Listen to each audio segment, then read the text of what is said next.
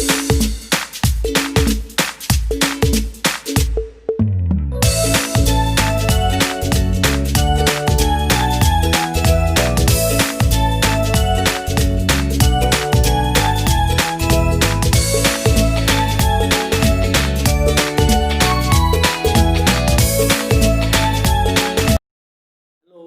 friends. Today in this video we are going to see My English Book 5.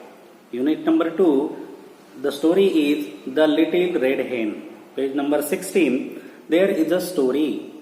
There is a story of 4 friends, and those 4 friends were living on a farm.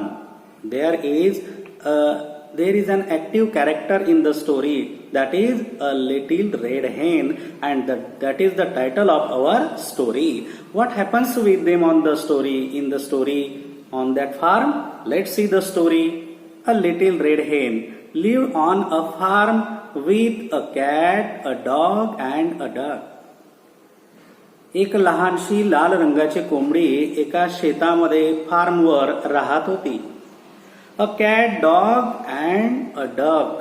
With म्हणजे सह, सोबत. कोणासोबत राहत होती? Cat, a dog and a duck. They were her friends. One day she found a few grains of wheat. एके दिवशी काय झालं? While she was wandering on that farm, while she was roaming there, she was wandering roaming there, she found a few grains. A few हा word phrase आहे, त्याचा अर्थ होतो थोडेसे. फाउंड म्हणजे सापडले. तर तिला फिरताना त्या ठिकाणी काही व्हीटचे दाणे सापडले. व्हीट म्हणजे गहू. तर तिला फिरताना काही गव्हाचे दाणे सापडले. What will happen? काय होईल बरं? She may be happy there. Who will sow the wheat? She said. तिने विचारलं, तिच्या मित्रांना विचारलं. Who will sow? SOW. Sow म्हणजे पेरणी करणे, रोपण करणे. जसं शेतकरी शेतामध्ये गव्हाचं पीक लावतो तसं आता गव्हाचे दाणे आपण रोपण करायचे.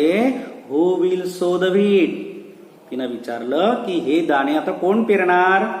Not I, said the duck. Duck म्हणाला, मी नाही पेरणार. Not I, said the cat. Cat also said, no, I have no time. I will not sow. मी सुद्धा सो करणार नाही, मी सुद्धा त्यांना पेरणी करणार नाही. त्याचप्रमाणे not I, said the dog. आणि डॉग सुद्धा काय म्हणतो? मी पण नाही बाबा, मी पण लागवड करणार नाही, मी पण लावणी करणार नाही, मी पण पेरणार नाही. Very well then. मग कोंबडी थोडीशी समजदार होती, हुशार होती. तिनं सांगितलं, ठीक आहे, नका करू. व्हेरी वेल, ठीक आहे मग. Sed the little red hen. त्या लहानशा लाल कोंबडीनं त्या मित्रांना सांगितलं, ठीक आहे मग मीच करून टाकते. आय विल, मीच पेरणार. So she sowed the wheat. आता बघा या ठिकाणी SOWED आलाय. It is a past tense of SOW. So she sowed the wheat. आणि तिनं ते दाणे पेरले. आफ्टर सम टाइम, काही काळानंतर. After some days, after few days. What may happen there? Yes, the wheats may grow. See, after some time the wheat grew tall with ears full of grains. काही काळानंतर त्या गव्हाच्या पिकाचं झाड झालं, त्या पीक आता बहरून आलं. त्या पिकाला दाणे भरले गेले. The wheat grew tall. Grew म्हणजे वाढलं आणि टॉल म्हणजे उंच. तर त्या गव्हाचं पीक आता उंच झालं. With ears full of grain. आणि त्याच पिकाला पुढे दाणे पण भरले गेले. त्या पिकाला दाणे आले, गव्हाचे दाणे त्या पिकामध्ये दिसू लागले. तिनं पुन्हा एकदा विचारलं, who will cut the wheat? Asked the little red hen. त्या कोंबडीनं तिच्या मित्रांना विचारलं, चला आता गव्हाचं पीक तयार झालं. Who will help me? Who will cut the wheat? मग आता हे गव्हाचं पीक कोण कापणार बरं? नेहमीप्रमाणे आळशी मित्र, त्यांचं उत्तर तयार असतं. कसं? Not I, said the duck. Duck म्हणाला की मी नाही कापणार. Not I, said the cat. Cat सुद्धा म्हणाली, मी पण नाही. Not I, said the dog. आणि तो आळशी कुत्रा तो सुद्धा म्हणतोय की मी नाही कापणार. Very well then said the little red हेन.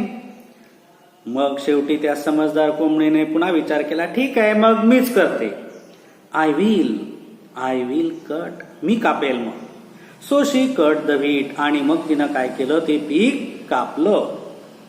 Now she said, who will thresh the wheat.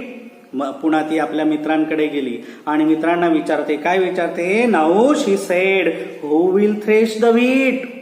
पीक तर कापून झालं, पण याला थ्रेशिंग कोण करणार, याला जोडपून कोण काढणार, याच्यातून दाणे वेगळे काय कोण करणार. यावरून आपल्या लक्षात येतं की कोंबडीला प्रत्येक कृतीमध्ये पुढे जावं लागतंय. आणि मग काय होतं, तर आता ते दाणे वेगळे करण्याचं थ्रेशिंगचं काम आलं. तिने पुन्हा आपल्या मित्रांना विचारलं, तर मित्र म्हणतात, not I said the duck. Duck पुन्हा एकदा म्हणतो, मी नाही, म्हणजे काम आलं की मी नाही करणार. Not I said the cat. Cat सुद्धा नाही बाबा, मी नाही करणार. Not I said the dog. Dog सुद्धा म्हणाला, मी पण नाही करणार. I will not thresh. Very well then said the little red hen. तर मग ती कोंबडी पुन्हा एकदा म्हणते, ठीक आहे, आय विल थ्रेश. मीच ते गव्हाचे दाणे काढणार, मीच ते झोडपून काढणार गव्हाचं पीक आणि त्यातून दाणे मोकळे करणार.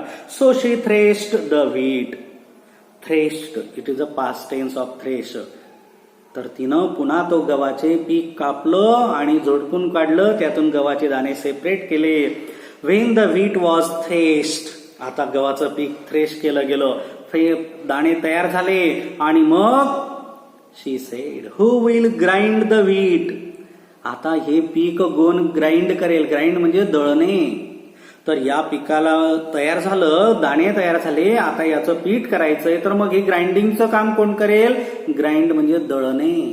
तर हे दळण्याचं काम कोण करेल बरं, नेहमीप्रमाणे not I said the duck. नाही रे बाबा, मी नाही करणार. Not I said the cat. नेहमीच कॅटचं उत्तर, नाही मी पण नाही करणार. Not I said the dog. Dog सुद्धा म्हणतोय की मी सुद्धा नाही, मी पण नाही करणार. Very well then said the little red hen. तर ती कोंबडी म्हणते, ठीक आहे मग आय विल ग्राइंड, मीच दळून घेणार. So she ground the wheat. आणि मग तिनंच काय केलं, स्वतः ते ग्राउंड केलं. ग्राइंडचा पास्ट टेन्स आहे ग्राउंड. आपल्याला एक ग्राउंड माहितीये, कोणतं, where ever you play every day, that is ground. तो ग्राउंड वेगळा, ते मैदान, आणि या ग्राइंडचा भूतकाळ हा ग्राउंड आहे. तिनं ती दाणे दळून काढले. काय झालं असेल, त्याचं पीठ तयार झालं असेल. बघूया मग पुढे काय होतं. When the wheat was ground into flour, she said. जेव्हा त्या दाण्यांचं पीठ तयार झालं, ती म्हणाली, who will bake the bread. आता ब्रेड कोण बनवेल बरं, बेक म्हणजे भाजणे, शेकणे. जसं आई आपल्याकडे गव्हाच्या पोळ्या शेकते, तव्यावर तयार करते आणि त्याला शेक देते. आता या ब्रेडला कोण तयार करणार, कोण शेकणार, नेहमीचीच उत्तर, not I said the duck.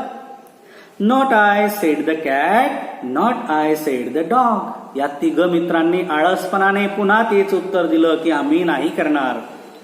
Very well then said the little red hen. नेहमीप्रमाणे त्या कोंबडीनं समजदारीची भूमिका घेतली की ठीक आहे, मीच करणार मग हे काम. I will bake. So and she baked a lovely loaf of bread. आणि तिनं स्वतः बेकिंगचं काम केलं, त्याला शेकण्याचं काम केलं, आणि लवली अतिशय छान असा फुगीर असा लोफ ऑफ ब्रेड तिनं भाजून काढला, तयार केला. आता खाण्यासाठी रेडी आहे. जसं आपल्याला घरामध्ये स्वयंपाक सुरू असला की वास जरी आला तरी आपल्या तोंडाला जसं पाणी येतं, तशा प्रकारे या ठिकाणी आता त्या गव्हाच्या पिठाचा लोफ ऑफ ब्रेड तयार झाला.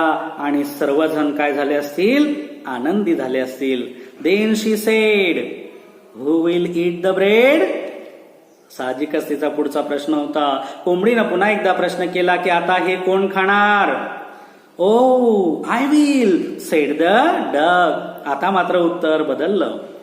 आता ती काय म्हणते की कोण खाणार, तर डक म्हणतो, ओ अरे मी खाणार.